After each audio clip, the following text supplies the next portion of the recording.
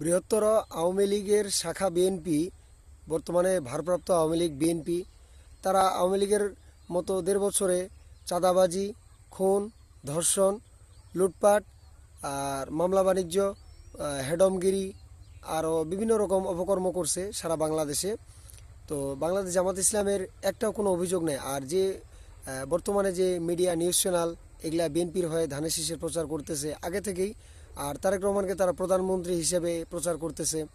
ধানের শীষ বড় দল সংগঠন, মানে আওয়ামী লীগকে যেভাবে তারা দেখাইতো যে সারা বাংলাদেশে আওয়ামী লীগ, এখন সারা বাংলাদেশে বিএনপি।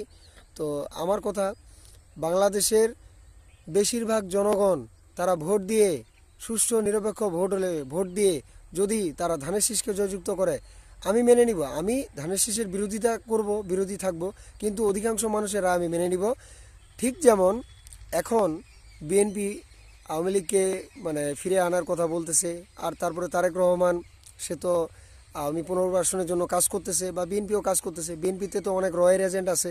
সালাউদ্দিন যেমন ভারতের গোয়েন্দা বাহিনী রয়ের এজেন্ট, মির্জা ফখরুল ভারতের দালাল, নাস্তিকদের দালাল, হিন্দুদের ভোট নেওয়ার জন্য ভণ্ডদের সাথে, হিন্দুদের সাথে বিভিন্ন রকম আওয়ামী লীগ মানে দালালি করতেছে। তারা তাদের নিজেদের মনুষ্যত্ব বিসর্জন দিয়েছে। জুলাই বিপ্লব করলাম, জুলাইকে যে বিপ্লব, এটা যে আমূল পরিবর্তন। আমরা শুধু আওয়ামী লীগের শাসন পরিবর্তন না, সরকার পরিবর্তনের জন্য না, বিপ্লব মানে গোটা বাংলাদেশের আমূল পরিবর্তন, আইন পরিবর্তন, দেশের সিস্টেম পরিবর্তন, সব কিছুর কার্যকর সব ব্যবস্থার পরিবর্তনের জন্য। কিন্তু বিএনপি সেটা বলতেছে অভ্যুত্থান। কিছুদিন পর এমনও হইতে পারে, দুর্ভাগ্যজনকভাবে বিএনপি যদি ক্ষমতায় এসে যায়, আওয়ামী লীগকে ফিরে আনবে, আর লোকজনকে বলবে যে আওয়ামী লীগ তো ভালো ছিল, আগেই ভালো ছিলাম, আফসোস লীগ। তো আর তারপরে বলবে যে কোন জুলাই বিপ্লব কী হয়েছে। এমনও হইতে পারে যে ২০ বছর পর বলবে যে জুলাই নামে কোনো বিপ্লব হয় নাই। তো শরীফ ওসমান হাদিকে হত্যা করাইল ভারতীয় এমন একটা উস্কানিমূলক কাজ করাইল আওয়ামী লীগকে ফিরে আনার জন্য, আর নির্বাচনটা আরও দেরিতে দেওয়ার জন্য সেনাবাহিনী পায়তারা করছিল, ষড়যন্ত্র করছিল যে দেশে আগুন লাগবে, হাদির মতো ব্যক্তিকে টার্গেট করে, টার্গেট কিলিং করে। তো এটা আমরা এই পাতা ফাঁদে পা দিই নাই। তো এখন বর্তমানে বিএনপির অবস্থা মানে এমন একটা অবস্থা যে বিএনপির মধ্যে আওয়ামী লীগ প্রবেশ করবে এবং বিএনপিকে মেরে, বিএনপিকে মারে আওয়ামী লীগ আবার ফিরে আসবে, এরকম একটা বিষয়। আওয়ামী পুলিশ, আওয়ামী প্রশাসন, ডিসি, এসপি, ম্যাজিস্ট্রেট, তারপরে সচিবালয়, বাংলাদেশের সব জায়গাতে আওয়ামী লীগের এখনও সেই লোকগুলা আছে, হাসিনার পালিত লোকগুলা, দিল্লিতে আসি হাসিনার পালিত লোক, এবং আওয়ামী গুন্ডা লীগ, যারা আওয়ামী লীগ এখন তো ভারতে আশ্রয় নিয়েছে। ভারত বাংলাদেশের কোনো মানুষকে তাদের দেশে জায়গা দিবে না বিনা পাসপোর্টে বা বিনা মানে কোনোভাবে বিনা অনুমতিতে বাংলাদেশে। কিন্তু আওয়ামী সন্ত্রাসীগুলা ভারতে ঠিকই আছে, ভারত তাদেরকে আশ্রয় দিছে। যারা আওয়ামী লীগ করে আমি সুশীল বলবো না, এরা হচ্ছে সন্ত্রাসী সংগঠন।